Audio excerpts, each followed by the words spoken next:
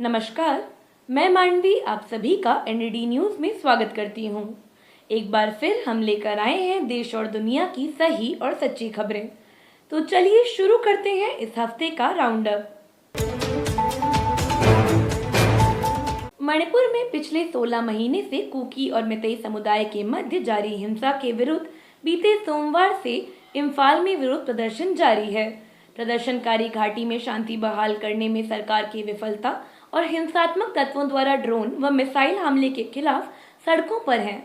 उनका आरोप है कि ड्रोन और मिसाइल जैसे आधुनिक हथियारों का दंगाइयों द्वारा इस्तेमाल किया जाना सरकार की मिलीभगत साबित करता है।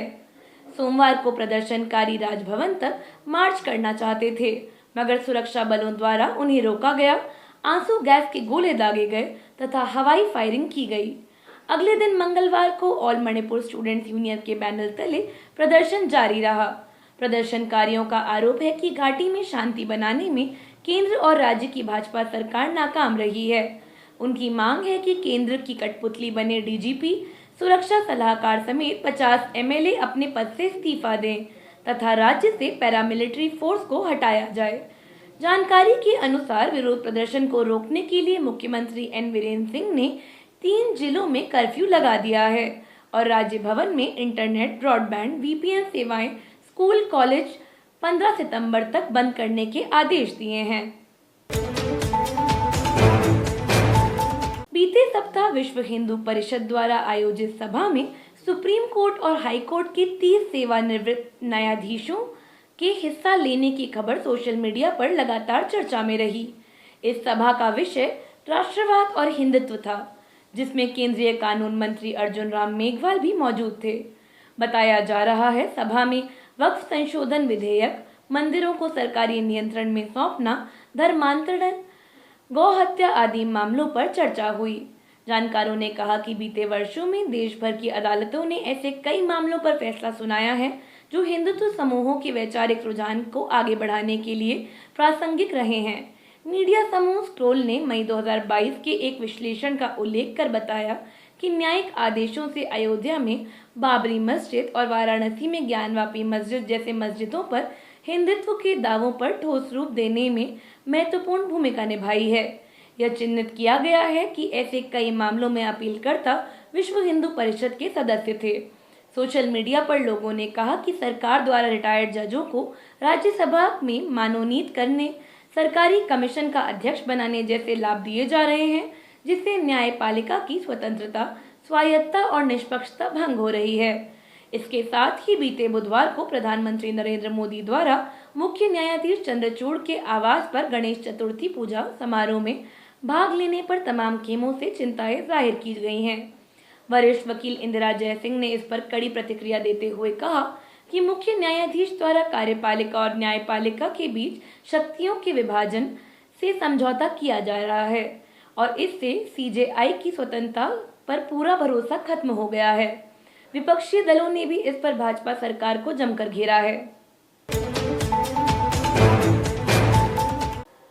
कोलकाता के आरजीकर अस्पताल में ट्रेनी डॉक्टर से रेप और हत्या के मामले में देश भर में विरोध प्रदर्शन जारी है और इसके बीच में लखनऊ के बख्शी का तालाब क्षेत्र में 14 वर्षीय दलित बालिका के साथ सामूहिक बलात्कार की घटना सामने आई है।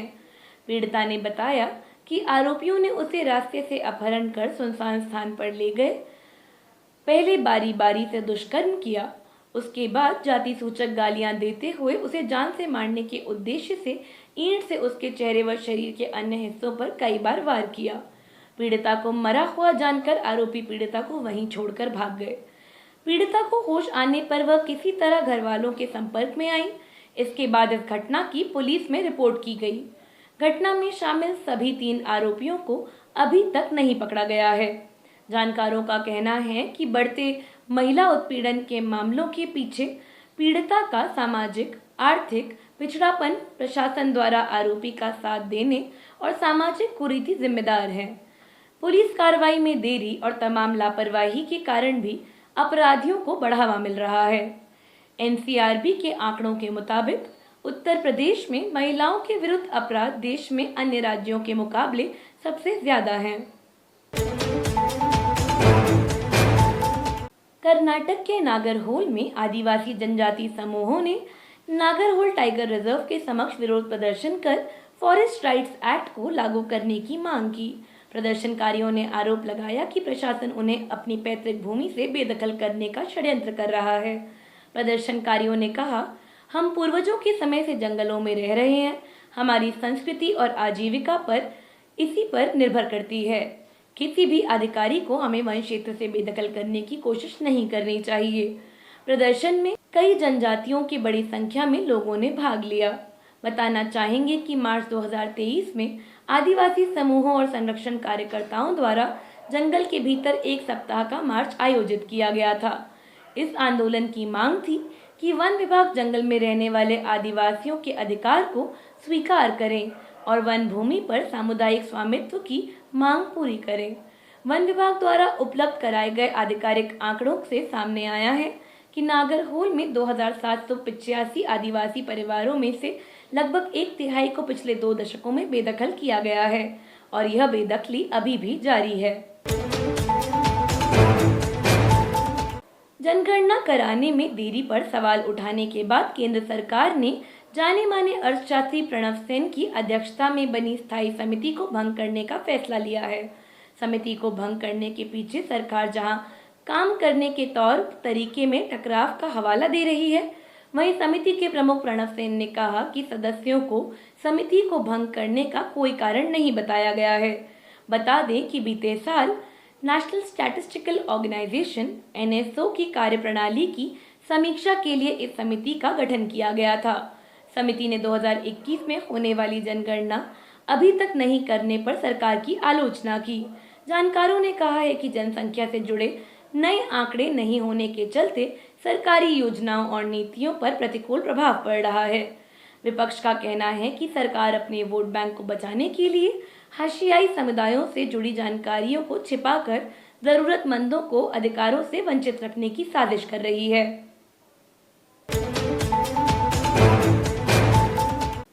जाते जाते एक नजर डाल लेते हैं देश और दुनिया की अन्य महत्वपूर्ण खबरों पर। इजराइल ने भारत से अतिरिक्त 15,000 मजदूर भेजने की मांग की। प्रवासी मजदूरों की काम की स्थितियों को लेकर इजराइल पर लगते रहे हैं गंभीर आरोप। कोलकाता में जूनियर डॉक्टरों और मुख्यमंत्री ममता बनर्जी के बीच होने वाली मीटिंग में नहीं पहुंचे डॉक्टर। इंतजार करती रही मुख्यमंत्री ने की इस्तीफे की पेशकश। हेमा कमेटी रिपोर्ट पर 4 साल तक कार्रवाई न करने पर केरल हाईकोर्ट ने राज्य सरकार को फटकार लगाई।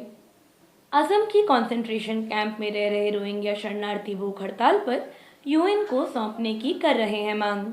हिंडनबर्ग की ताज़ा आरोप। सेबी प्रमुख माधवी बुच ने निजी कंसल्टिंग फर्म के जरिए कई लिस्टेड कंपनियों से पेमेंट हासिल किया। फिर बड़ी महंगाई की मार। अगस्त में खुदरा महंगाई बढ़कर 3.65% पहुंची।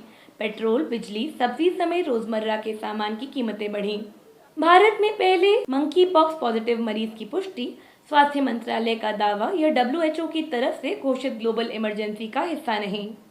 भारत में सैमसंग के मजदूर तनख्वाह बढ़ाने और काम की बेहतर परिस्थितियों के लिए हड़ताल पर। कहा, श्रमिक अधिकार सुनिश्चित होने तक हड़ताल जारी रहेगी। वियतनाम में तूफान यागी से लगभग 200 लोगों की मौत, 800 घायल। बाढ़ और भूस्खलन के कारण 128 लोग लापता। Communist party of India Marxist के महासचिव सीताराम येचुरी का निधन। परिवार ने बॉडी मेडिकल रिसर्च के लिए डोनेट की। पैरा ओलंपिक हुआ समाप्त।